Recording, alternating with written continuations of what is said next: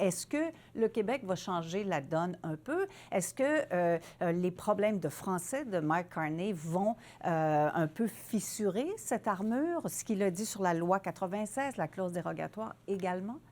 Ça reste à voir, mais moi, j'ai comme l'impression qu'à l'heure actuelle, les Québécois, la majorité des électeurs du Québec, cherchent un premier ministre capable de défendre le Canada face aux États-Unis.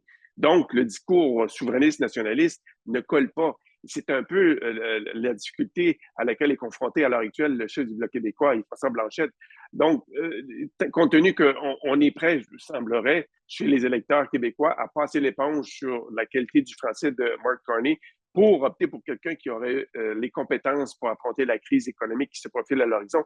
Le débat risque de ne pas changer grand-chose, je pense, à moins que Mark Carney commette une erreur monumentale durant ce débat, ne va pas changer forcément grand-chose pour ce qui est des appuis aux libéraux au Québec, parce que l'enjeu, on le dit depuis le début de la campagne, l'enjeu, la question de l'urne, si vous voulez, c'est véritablement qui est le plus apte à affronter Donald Trump sur le terrain économique, sur la défense de la souveraineté canadienne.